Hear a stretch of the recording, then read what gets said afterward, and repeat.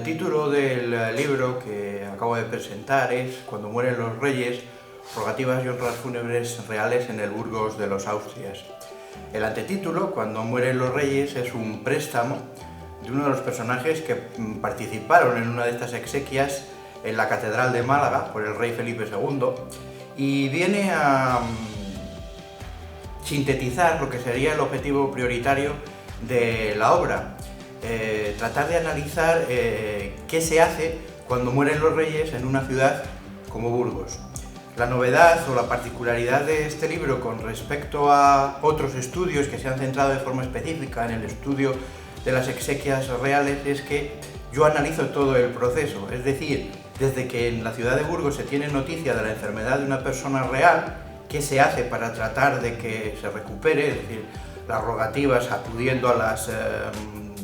devociones particulares de la ciudad, por ejemplo en Burgos el Santo Cristo de Burgos, el Santo Cristo de San Agustín, y cuando éstas no surtían el efecto deseado, es decir, cuando moría aquella persona real, que es la cabeza de la monarquía, la cabeza del reino, todo lo que se organizaba, todo lo que se hacía a partir de ese momento. Cómo alteraba la vida cotidiana de los burgaleses como consecuencia de tener que manifestar su dolor, su pesar por la pérdida de aquel que hasta ese momento ha regido sus destinos.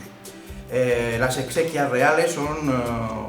forman parte de un conjunto de manifestaciones que lo que pretenden es exaltar el poder regio, exaltar el poder de la majestad en una sociedad como la del antiguo régimen, en la que estos valores se transmiten a través de este tipo de acontecimientos, a través de este tipo de celebraciones. Una vez que se producía ese fatal desenlace, la pérdida de la persona real, principalmente del rey por el carácter o la importancia que tiene dentro de una sociedad regida en un régimen monárquico, como señalaba, es la alteración de la vida cotidiana de los vasallos. Las autoridades municipales, el regimiento, lo que sería hoy nuestro ayuntamiento, da a conocer al pueblo esa situación.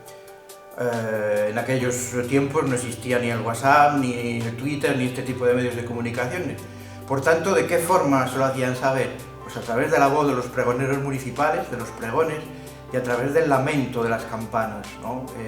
Las campanas desde la catedral, de los conventos, de las parroquias de la ciudad, hacían saber esa noticia. Las campanas son fundamentales en esa época a la hora de comunicar esta y otras muchas noticias de la más variada naturaleza.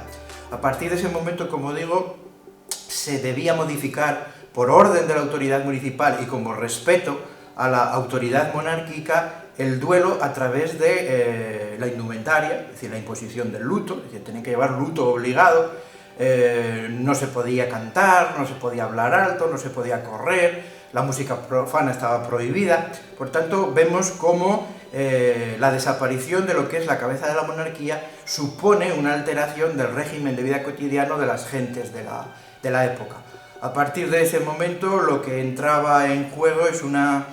febril actividad organizativa para tener preparadas las honras, las exequias, en las que se rendía homenaje y despedida al monarca. Es un homenaje político,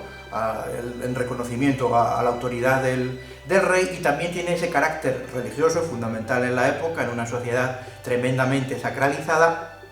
en la que este tipo de ceremonias actúan como sufragio en beneficio del alma de la persona real difunta. Las fuentes que han servido para la realización de este trabajo, en su mayoría, en su integridad, y como no podía ser de otra forma, se encuentran en los archivos de las instituciones que los han generado: el ayuntamiento, el cabildo catedralicio, el archivo de la Catedral de Burgos, el archivo diocesano, el archivo protocolos, en las que, a través de los registros que han quedado, en los libros de actas, en los que quedaba constatada la actividad de estas instituciones, se ha podido reconstruir el proceso organizativo y después, a través de algunas relaciones que quedan descritas, el desarrollo del ceremonial, es decir, qué se hacía. Salvando las distancias, podríamos decir que estas relaciones actuaban como un ola de la época, ¿no? Porque se decía quién había participado, qué condición social tenía, qué cargos ostentaba, de qué forma iba vestido, porque nos encontramos en una sociedad en la que todos estos aspectos, todos estos elementos son fundamentales.